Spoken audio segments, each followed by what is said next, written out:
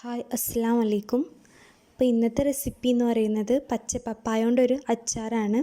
അപ്പോൾ അതിനാവശ്യമായ ഇൻഗ്രീഡിയൻസ് എന്ന് പറഞ്ഞാൽ പച്ച പപ്പായ അരിഞ്ഞു വെച്ചിട്ടുണ്ട്. ഇപ്പോൾ 4 ചെറിയ പപ്പായാണ് എടുത്തിട്ടുള്ളത്. പിന്നെ 2 പോള വെളുത്തുള്ളി, 6 പച്ചമുളക്, ഒരു ചെറിയ കഷ്ണം ഇഞ്ചി. ഇത്രയും ഇൻഗ്രീഡിയൻസ് മതി. ഇനി നമുക്കിതിൽ കുറച്ച് പൊടികൾ ചേർത്ത് ഒന്ന് തിരുമ്മി വെക്കുന്നുണ്ട്.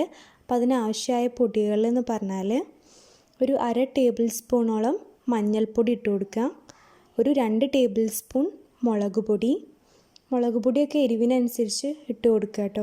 അപ്പോൾ ഇവിടെ 2 ടേബിൾ സ്പൂൺ മുളക് പൊടി, പിന്നെ 1 table spoon Kashmiri chilli powder എടുത്തിട്ടുണ്ട്, ഒരു കളറിന് വേണ്ടിയിട്ട്. അപ്പോൾ കളറ് കൂട്ടണമെങ്കിൽ മറ്റേ പൊടിയുടെ അളവൊന്ന് കുറയ്ക്കാം. ഇനി നമ്മൾ 2 ടേബിൾ സ്പൂൺ അച്ചാർ പൊടി ഇട്ട് കൊടുക്കുക. അപ്പോൾ പൊടികളൊക്കെ ഒരു ഏകദേശ കണക്ക് വെച്ചിട്ട് ഇട്ട് കൊടുക്കുക. അപ്പോൾ ഇനി വേണ്ടത് ഇത്രയും പപ്പായക്കുള്ള ഉപ്പ്, ആവശ്യത്തിന് ഉപ്പിട്ട് കൊടുക്കുക. അപ്പോൾ ഒക്കെ ഒന്ന് അഡ്ജസ്റ്റ് ചെയ്തിട്ട് ടേസ്റ്റ് നോക്കിയിട്ട് ഇട്ട് കൊടുക്കുക. അപ്പോൾ ഏകദേശം ഒരു ടേബിൾ സ്പൂണോളം ഉപ്പിട്ട് കൊടുത്തിട്ടുണ്ട്.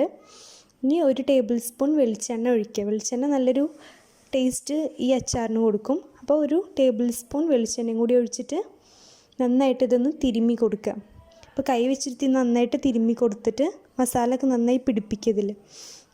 ഇതൊരു 10 മിനിറ്റ് നമ്മളിതൊന്ന് റെസ്റ്റ് ചെയ്യാൻ വെക്കണം. എന്നിട്ട് നമ്മൾ ബാക്കി ഇൻഗ്രീഡിയൻസ് വെച്ചിട്ട് ജസ്റ്റ് അത് എണ്ണയിലിട്ടിട്ടൊന്ന് ഇതാക്കുകയാണ് ചെയ്യുന്നത്. അപ്പോൾ നമുക്കിത് ഒരു 10 മിനിറ്റ് റെസ്റ്റ് ചെയ്യാനായിട്ട് വയ്ക്കാം. ഇപ്പോൾ ഒരു 10 മിനിറ്റ് ആയിട്ടുണ്ട്. ഇപ്പോൾ നമ്മളെ മസാലയൊക്കെ നമ്മളെ പപ്പായയിൽ നന്നായിട്ട് ഇറങ്ങിയിട്ടുണ്ട്. അപ്പോൾ ഇനി നമുക്കൊരു പാൻ വയ്ക്കുക. ഇനി അതിൽ വെളിച്ചെണ്ണ ഒഴിച്ച് കൊടുക്കാം. അപ്പോൾ നന്നായി ചൂടായി കഴിഞ്ഞാൽ വെളിച്ചെണ്ണ ഒഴിച്ച് കൊടുക്കാം. നമുക്ക് ഇഷ്ടമുള്ള ഓയിൽ ഒഴിക്കാം, നല്ലെണ്ണ ഒഴിക്കാം. അപ്പോൾ ഞങ്ങളിവിടെ വെളിച്ചെണ്ണയാണ് ഉപയോഗിച്ചിട്ടുള്ളത്. അപ്പോൾ അത് വെളിച്ചെണ്ണ ഒരു 3-4 ടേബിൾ സ്പൂണോളം വെളിച്ചെണ്ണ ഒഴിച്ച് കൊടുക്കാം. എന്നിട്ട് വെളിച്ചെണ്ണ നന്നായി ചൂടായി കഴിയുമ്പോൾ നമ്മൾ കടുക് ഇട്ട് കൊടുക്കണം. കടുക് ഒരു 1/2 ടേബിൾ സ്പൂൺ കടുക് എടുത്തിട്ടുണ്ട്. അപ്പോൾ അതിട്ട് കൊടുക്കുക.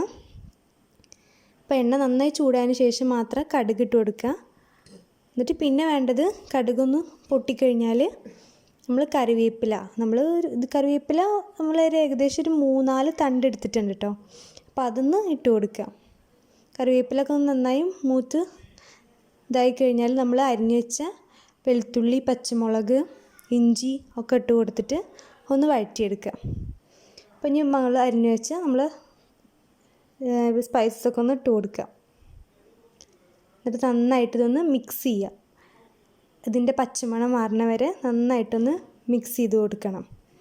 അപ്പോൾ ഈ അച്ചാർ നല്ല ടേസ്റ്റുള്ളൊരു അച്ചാറാണ്. ചോറിനിപ്പോൾ നമുക്കൊന്നും വീട്ടിൽ കറികളൊന്നും ഇല്ലെങ്കിൽ നമുക്ക് ഇത് കൂട്ടി കഴിക്കാനുള്ളൂ. അപ്പോൾ ഇത് നമ്മൾ നന്നായിട്ട് ഒന്ന് മിക്സ് ചെയ്തിട്ട് കൊടുക്കുക. നന്നായിട്ട് ആവണം, നല്ലൊരു ഗോൾഡൻ ബ്രൗൺ കളർ ആവണത് വരെ നന്നായിട്ടൊന്ന് മിക്സ് ചെയ്ത് കൊടുക്കുക.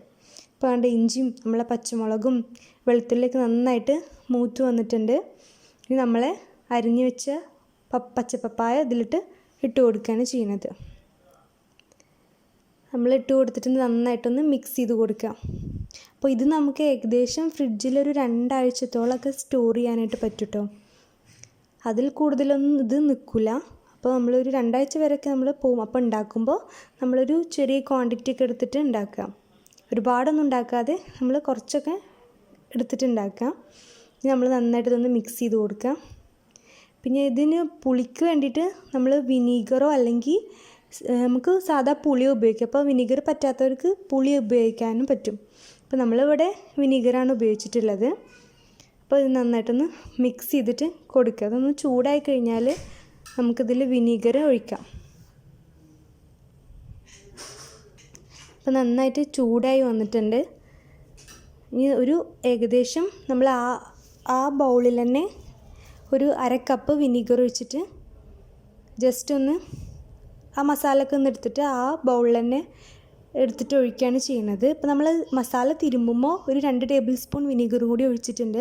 അപ്പോൾ ടോട്ടലാണ് 1/2 കപ്പ് കേട്ടോ. അപ്പോൾ നന്നായിട്ടൊന്ന് മിക്സ് ചെയ്ത് കൊടുക്കുക. ഇനി നമുക്ക് വിനീഗർ നമ്മളെ പപ്പായയിലോട്ട് ഒഴിച്ച് കൊടുത്തിട്ട് നന്നായിട്ട് മിക്സ് ചെയ്ത് കൊടുക്കുക. അപ്പോൾ അച്ചാറാകുമ്പോൾ കുറച്ച് ഗ്രേവി വേണം. അപ്പോൾ അതിനാണ് കുറച്ചധികം വിനീഗർ എടുത്തിട്ടുള്ളത്. അത് നന്നായിട്ടൊന്ന് മിക്സ് ചെയ്തിട്ട് കൊടുക്കുക. അപ്പോൾ ഈ പപ്പായ അച്ചാറിന് ഈ പപ്പായ നന്നായി വേവണം എന്നൊന്നുമില്ല. ജസ്റ്റ് അതൊരു 10 മിനിറ്റ് ഒന്ന് കടന്ന് ചൂടായാൽ മതിയാവും. എന്നിട്ട് വെന്ത് കിട്ടിയാൽ അതിൻ്റെ ടേസ്റ്റ് മാറിപ്പോവും. അപ്പോൾ ജസ്റ്റ് അതൊന്ന് ചൂടായി കിട്ടിയാൽ മതിയാവും. അപ്പോൾ നന്നായിട്ട് ആയി വന്നിട്ടുണ്ട്. അപ്പോൾ ഞാൻ ഒരു വട്ടം കൂടി നന്നായിട്ടൊന്ന് ഇളക്കി കൊടുത്തിട്ട് നമുക്കിത് സ്റ്റൗവിൽ നിന്ന് ഇറക്കാം. അപ്പോൾ നമ്മളെ പപ്പായ നന്നായിട്ട് ആയി വന്നിട്ടുണ്ട്. നമുക്കിതൊരു ബൗളിലോട്ട് സെർവ് ചെയ്യാം.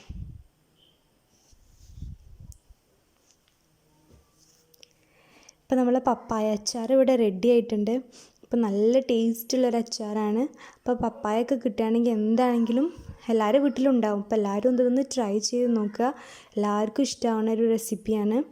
അപ്പോൾ എല്ലാവരും ഉണ്ടാക്കിയിട്ട് ഫീഡ്ബാക്ക് നമ്മളെ കമൻറ്റ് ബോക്സിൽ അറിയിക്കുക.